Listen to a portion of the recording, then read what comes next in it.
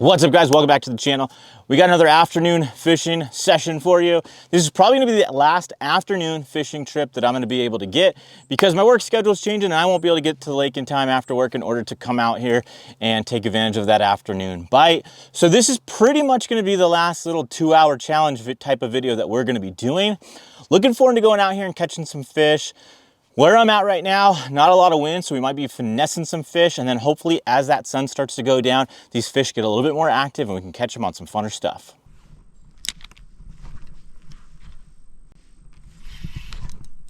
There we go.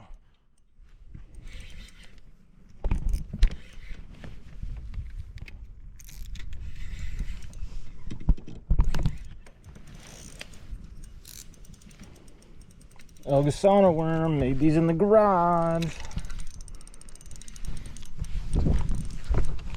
Not a big one, but we'll take him. We'll take him. We'll take him. Out here in the afternoon, take whatever I can get. Dropped it on his head. Now he's in the boat. Here we go. Well, guys, we're on the board this afternoon.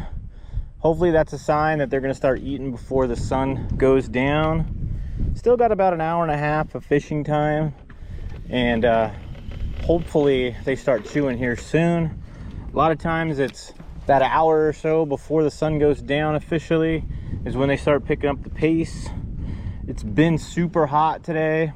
Been over 100 degrees. I don't know if that's going to make a difference or not. Sometimes I feel like that makes them chew better in the evening because it's finally cooling down, but you never know. I haven't been to this lake in a while either. Just hoping to be able to pick off a few fish and, you know, have a decent little afternoon to end my evening summer trips.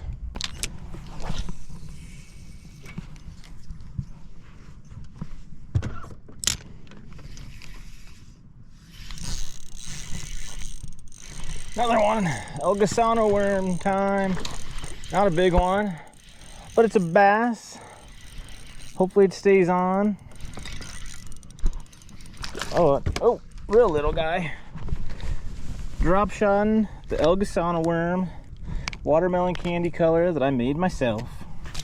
All right, guys, so this is what we got going on right here. I got an 1/8 ounce weight, 6-inch Elgasana worm. Awesome clear water, watermelon candy kind of color. Real small hook in there. This is a number 1. I could probably go higher or bigger if I wanted to, but sometimes you just need all that action, and sometimes you just put that little bit bigger in there, bigger hook in there, and they just don't eat it. But we're getting some bites right now, so we're gonna keep it how it is. This is an awesome clear water color, guys. This lake that I'm fishing has 10, 15, 17 foot of visibility, so that worm right there is perfect for a lake like this.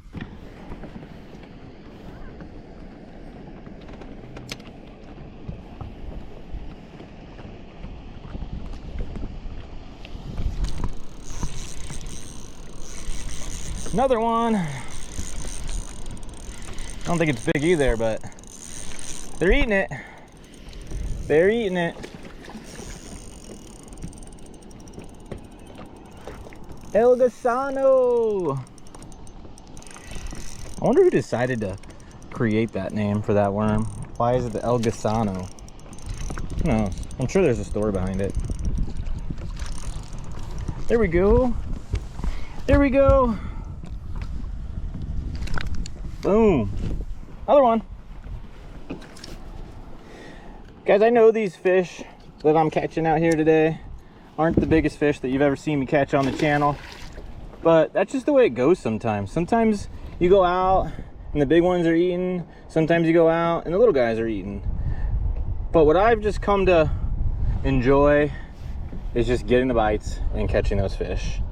Catching big ones is awesome, and that's like some people's thing that they absolutely want to do. And don't get me wrong, I love catching big ones.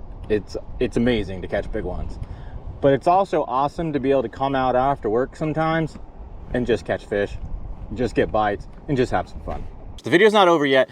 We're still gonna be out here fishing for a little bit longer, but I just wanted to pause real quick and let you guys know about the description. I've got my Do It Molds affiliate link down in the description. If you guys wanna go and get the El Gusano mold or get into tackle making or just check out the website, make sure to click on that link to take you to their website. It's the only way Do It knows that I sent you over there is if you click on that link. So I'd appreciate it if you guys did that.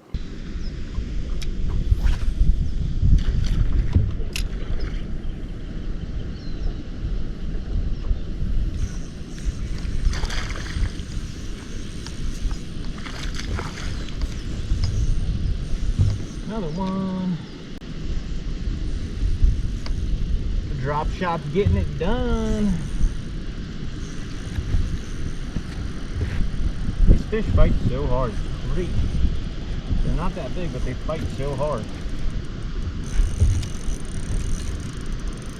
Come on, buddy. I'm gonna put you back.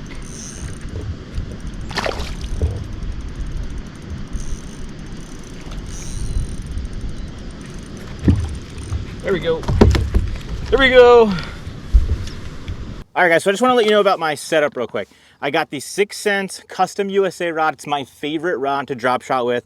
We've got the Daiwa Tatula MQLT. This reel is money when it comes to finesse fishing. We got K9 fishing braid on here, 10-pound test. And then we got 8-pound K9 fishing Pro 100 for the leader. I like going with that 8-pound out here because we do have a lot of brush in the water, so I need a little bit of that extra strength to sometimes get them around the brush, through the brush, whatever it takes to get these fish in the boat. I got a number 1 straight shank worm hook, so that way I can Texas rig it weedless and bring it through the brush. Depending on what I'm fishing, I'm going to be fishing 1/8 ounce if I'm up shallow, so that way it doesn't get stuck down in that brush. And then if I'm going to go out deeper, I'm going to change my weight up accordingly. And then we got that watermelon candy El Gusano worm that you guys already saw in the video. All right, guys, so I would say our first area was definitely a success. We were able to catch a bunch of drop shot fish on the El Gusano worm. I poured those up in my garage. If you want to check out the video where I make those, I'll leave a link down in the description so you can see me make those El Gusano worms. This lake's really good for the drop shot, and the color that I pour up in that video is also a really, really good clear water color. It's like a watermelon candy type of color. Flat out gets bit out here. I had 4-inch and 6-inch. Definitely got more bites on the 6-inch, which makes sense. Summertime, a lot of times these fish want that bigger size bait. They're kind of lethargic because it's been hot.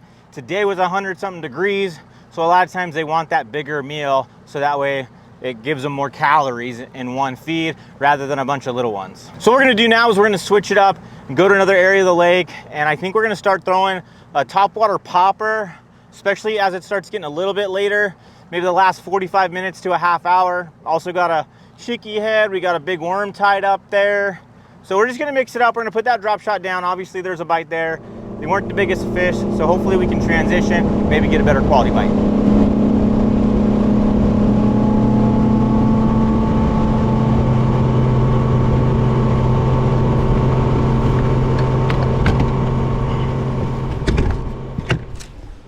All right, guys, so I decided to go with the 6 Cents Splashback. The reason I chose this one is because it's later in the summer, and a lot of times these fish have been getting pressured, and this is a silent little pop bait, and I think sometimes the silent makes a lot of difference. A lot of the pop baits out on the market have rattles in it. I think there's a time and place for both, but I think this might be the time to throw this silent one.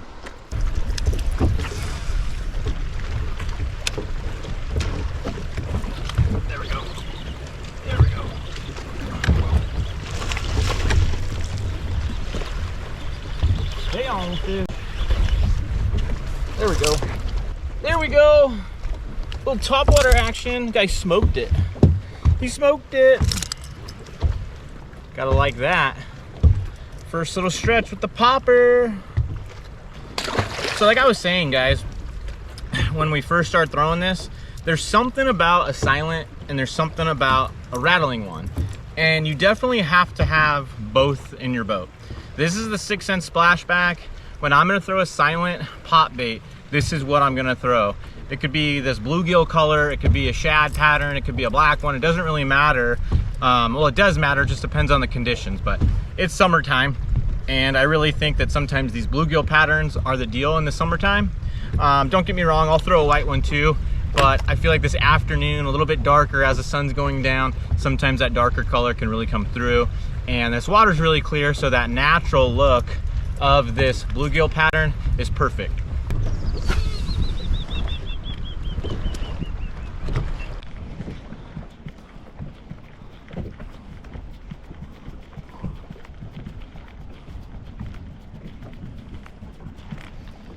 There we go.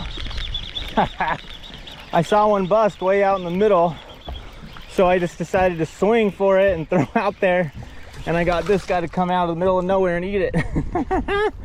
That's pretty cool. Oh, don't get me though, buddy. That wouldn't be a good end of the summer.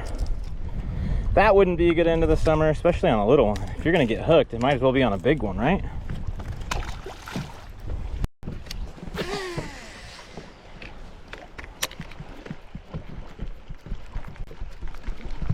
There we go. There's another one.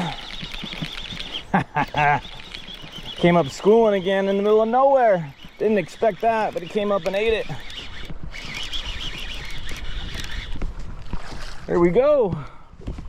There we go. Sometimes when they're schooling, you just gotta throw what you got in your hand. Well, so far it seems like the silent choice with the 6 cents splashback was the right way to go. It's just end of summer. These fish have been getting hammered non-stop all summer long. Sometimes you just need something a little bit more subtle, and that's the reason why I chose this one over a rattling one. Guys, you got to have these ones in your boat too.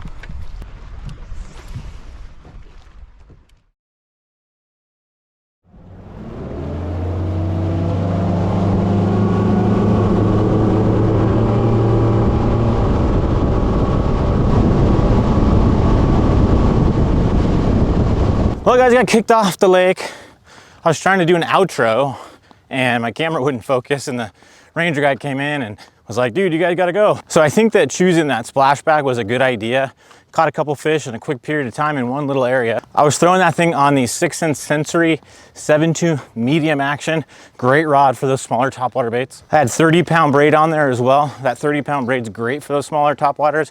It gives that bait just a lot more action. It's much more responsive. Try 30-pound K9 super braid. I got a discount code for them. It's Luna10. If you want to get anything at 6 cents, my discount code's also Luna10. If you guys want to watch any more of these afternoon quick trips, click on the video that's on the screen right now, and I'll see you guys in the next video. See ya.